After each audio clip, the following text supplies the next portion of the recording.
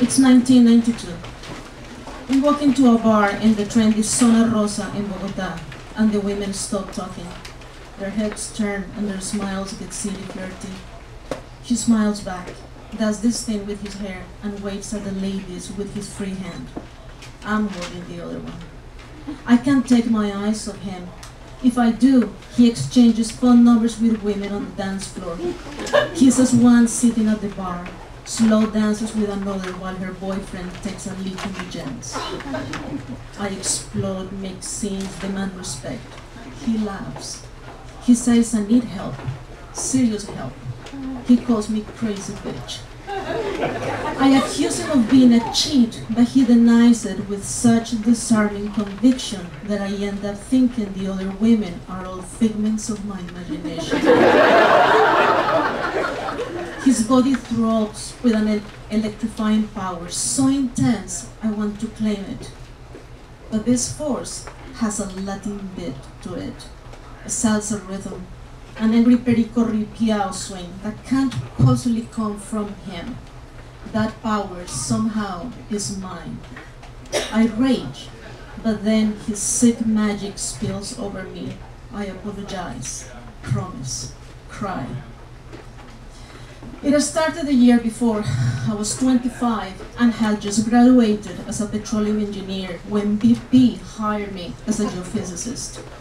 Spencer, an experienced geologist, was in Colombia leading a team of prospectors looking for oil. From the start, I was put under his toxic wing.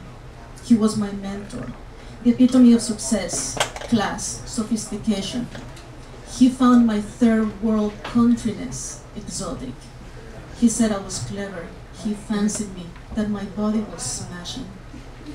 His foreignness was his sex appeal. He was the beautiful pedigreed son of a wealthy English couple. I told him I was one of 6 children raised by a single woman, that we were a clan of women warriors. Women warriors? Please, he said. I had never thought of myself as underprivileged until I met him, until I endured his self-importance.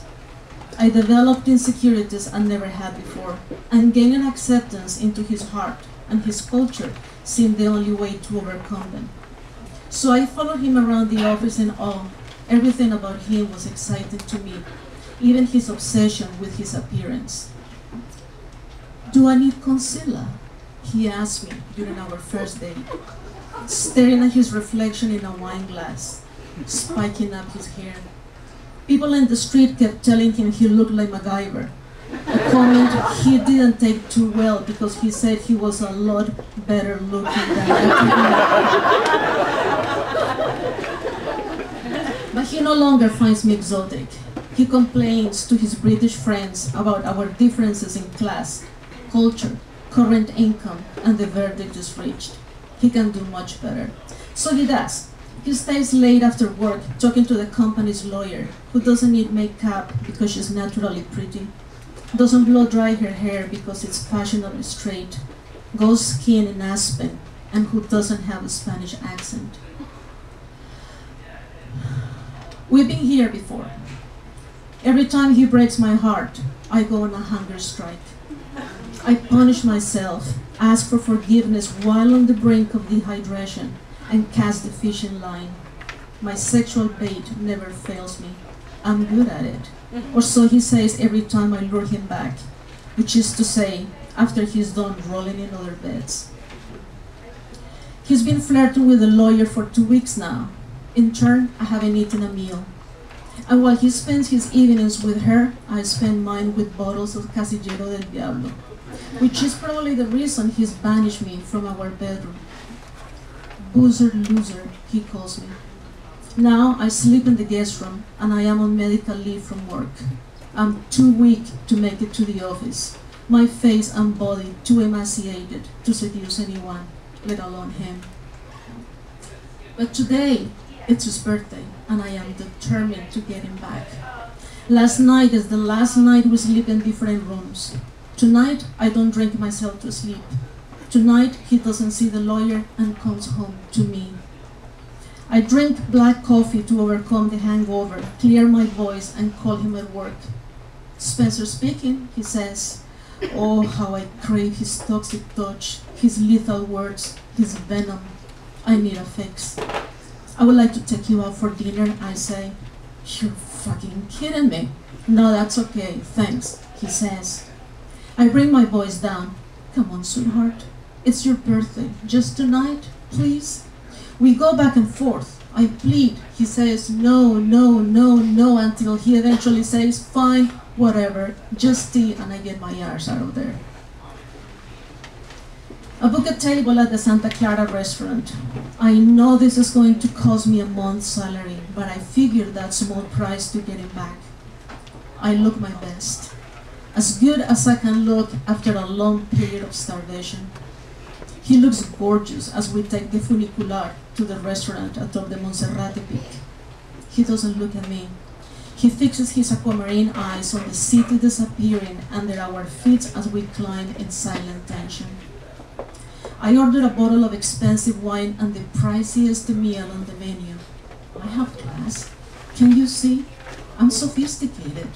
Look what I order. Take me back. Ditch the lawyer. Pick me. Pick me. I'm not hungry, he says, and lets out a loud yawn. He doesn't order any food. He looks at his reflection in a window and fixes his hair. Again. A toast? I propose. No, he says. He's not thirsty either. Get a move on. I'm eating the chaps at the pub, he says. He pushes his glass of wine away, repulsion across his model's face. It's not a Cabernet he's repulsed by. It's me. So I drink my glass of the pricey wine, then his, then mine, then another. In minutes, I drink the whole bottle and everything goes out of focus.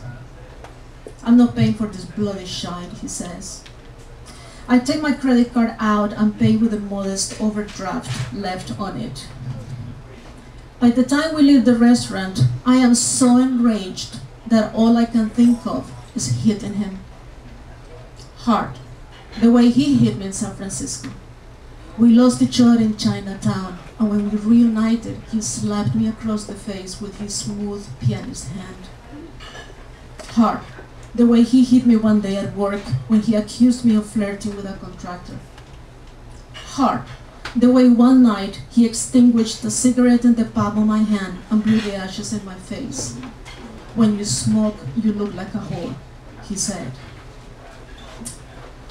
And so I make tonight the night I reclaim my power. I swing a punch at him and miss. My face! The city lights shimmer down the peak as we step into the funicular. I throw another punch that brushes past his Rod Stewart hairdo. My hair! I take off both my shoes, close my eyes, and launch a maniac high heel attack. He cowers in one corner and I fall into a steady rhythm. I hear him shriek like a little girl. Ouch! But my pounding becomes louder and it feels like the night, the pounding, and I are building something big. A tribe of women warriors, a clan of angry, thumb-crazy, sweaty women fighters. Then I open my eyes and realize that I'm not hitting him. I'm pounding the wall above his head. Don't kill me, he yelps from behind his hands. I stand above him and feel the power, or the wine, or both, and say, who's the crazy bitch now?